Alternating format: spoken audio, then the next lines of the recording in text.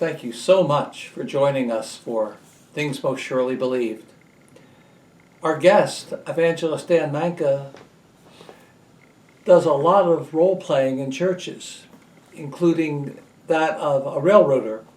And my grandpa, Yoho, after he came to the United States from Switzerland, painted signs for the railroad back around 1900 or so. And or a little after that, I guess, maybe 1920s, 1930s. And Brother Dan often draws lessons from railroading, and we'd like to ask him to just come and share a story with us. Well, it was May 31st, 1889, and there'd been a lot of rain. Oh, it rained and rained in Pennsylvania. And there was a dam there, a lot of water behind the dam, and the railroad the track was down below the dam for miles. And it was the Day Express, and John Hess was the engineer. And so here's the fireman there, and John Hess is the engineer, and there's a work train behind them. They had about 5 or 7 cars with gravel, and they had to go up on the main line of the Pennsylvania Railroad because the Conemaugh River was getting higher and it was washing out the track. And so they had to shovel all this gravel in there and secure it once again so it could bear the weight of the steam locomotive coming up. And then down at well, actually, maybe I said the wrong thing. It was down in Conemaugh was the Day Express. That was the passenger train, and the engineer, the conductor's there, and he's in charge of the train, of course. And he's looking at his watch, and he's checking the schedule, and the water's getting higher there, and they're stopped at East Conemaugh, and they could see the water getting up on the abutment of the bridge there, and he was concerned. I mean, they were in the 4th track over here next to the water.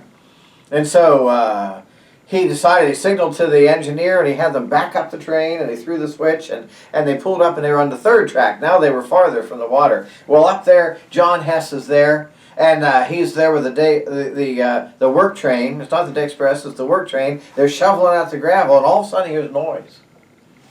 He says, "The dam's busted! The dam's busted! Run for your lives! Skedaddle up on the hill!" And so the fireman gets up there on the hill, and the other workers, they drop their shovels, they're going up on the hill, and John Hess starts backing up the engine. Well, back on the Day Express, the conductor's there. Boy, that water's getting higher and higher. It's rising more and more. And he didn't know the dam had broken, but the Conemaugh River was getting higher. And so he signals to the engineer, and they back up the train, they throw the switch, and now he's on the 2nd track. He's over there with 2 blank tracks, empty tracks next to him before the river, because it's getting up higher on the bank. And John Hess, he's backing up. Woo! Got a long whistle. Pulls down that cord, and you might not know what the different whistles mean, but woo! You hear that long whistle. Everybody knows there's danger. Some kind of trouble. The dam's busted. He's got to get back, and he's got to warn them. And he's coming to the town. The water had come down from the dam where the dam broke. It went through Millville, and they used to make barbed wire there. They had thousands of miles of barbed wire. And the water comes down, and it's rolling, and it's winding up all this barbed wire, and the trees and the houses and everything all wound up in this barbed wire. And he just wiped Millville right off the map. Nothing left. And it's coming down to East Conemaugh. It's going to do the same thing. And so he's coming back, woo, backing up as fast as he can. Now, you can't go very fast around curves with 7 cars behind you, so you can only go about 17 miles an hour. And he's getting back to his hometown of East Conemaugh. And they hear that long whistle, and he gets to town about 2 minutes before the wall of water would get there. He says, "The dam's busted! The dam's busted! Run for your lives!" And so they're on the Day Express. Here's a woman, and she's got her kids there. She's got a little picnic basket and everything, and they have their luggage and stuff, and she's there trying to keep the kids quiet, and they're waiting and waiting, and they move the train, and then they move the train again, and finally the conductor says, "The dam's busted! Get up on the hill! Run for your lives! And leave everything here! Leave your baggage, and then just run!" Have you ever known a woman to leave her baggage behind? That's just not natural for a woman. So she's grabbing things and getting her kids, and they're going down the aisle and trying to go down the steps, and women are falling into a ditch over here to 6 feet of water, and men are pulling the women and the children out of the ditch, and they skedaddle up the hill. They're running for their lives. And John Hess had come in. Woo! He did that long whistle. He gets to town, and he tells his neighbors in town, and he's kind of run for the hills. The dam's busted. The dam's busted. Run for your lives. Skedaddle up the hill. And he rescued all the people in his town. We wasn't done yet. And so he goes to his house up on the hill. He flings the door open. His wife's in there, his children. He says, "Run for your lives! The dam's busted! Skedaddle up on the hill!" They all go up on the hill. And here comes this wall of water, 50 feet high. And the top of it is pouring down over top of the bottom. The bottom is running more slowly with all the things it's running into, the barns and the trees. And it even moved train cars from one place to another. And it's washing downstream. And it's going to go all the way down to Johnstown. It's the Johnstown flood. And all that stuff, all those houses and trees and things, they all go up against the railroad bridge there. It's got 7 arches in it, the stone bridge. 7 arches.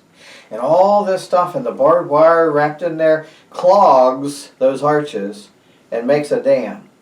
And the water comes in, it hits that dam, it bounces back up into the city and up the other valley there where the other river is, and it just makes a lake. 2,000 people lost their lives. Up on the hill, there's still, to this day, all these graves, unmarked graves, row after row after row of the unrecognizable dead. They didn't know who they were, many of these people. And then you walk around the cemetery, and they all have the same date. They all have May 31st, 1889. Because they all died in the same Johnstown flood, all these different people in these certain graves. But here were the people up on the hill. Their lives were saved. Now, who did they rescue? Well, John Hess, he saved the life of his firemen and of the men with the shovels, the men he worked with, his colleagues, his fellow railroaders. He saved their lives. And then he warned the people on the Day Express. You know, the people on the Day Express, they were going like from Chicago to Philly or Chicago to New York or something like that. They didn't belong there in East Conemaugh. They weren't from there. They were just passing through. They were just visitors. Well, then he saved the lives of his neighbors in town, in East Conemaugh. He warned them. And then he went to his house. And he wasn't done yet until he saved the life of his wife and his children. They all skedaddled up on the hill. So he saved the lives of 4 different kinds of people. His fellow workers, people just passing through, didn't belong there. His neighbors in his own hometown, and his family. And you know, when I look at the Bible, God tells Christians that we ought to rescue the perishing, that we ought to warn the sinners that of destruction to come. And if we don't tell them about that destruction to come, well, they'll die in their sins and they'll go to a terrible place of hell. And death and hell will cast in the lake of fire.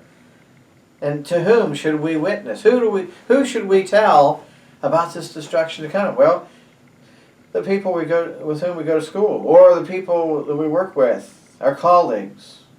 We ought to tell people that don't belong here. They're just passing through. They might stop and ask us for directions. Or we might give them a tract. Or we ought to witness to people that are in our own hometown, where we live. We ought to witness to people in our family. If we don't witness to our family, who's going to witness to them? And so it's a very important lesson about the 4 different kinds of people that John Hess had saved their lives. As you tell this dramatic story, the Johnstown flood, I think of verses like in Ezekiel 3 and 33, where Ezekiel's the watchman on the wall who must warn the people of coming judgment. And if he does, then their blood will not be on his hands. I think of John the Baptist warning the false religious leaders in Matthew 3, warning them to flee from the wrath to come like a raging river that would sweep them away. And when we have nowhere to turn, where do we go? Proverbs 18 says that the name of the Lord is a strong tower. The righteous runneth into it and is safe. We think of that passage in Mark 5, where Jesus tells the demoniac of Gadara, after he wonderfully healed him, "Go home and tell thy friends what great things the Lord hath done for thee, and how he had compassion on thee." And we need to share with our family, but there's a whole world out there that we need to share with, and that's why our Lord in Mark 16 said that you are to go into all the world and preach the gospel to every creature. And that is our sacred duty and our great challenge. And he gives us all power in heaven and earth.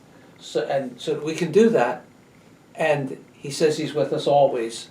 May God help us. And thank you so much for joining us.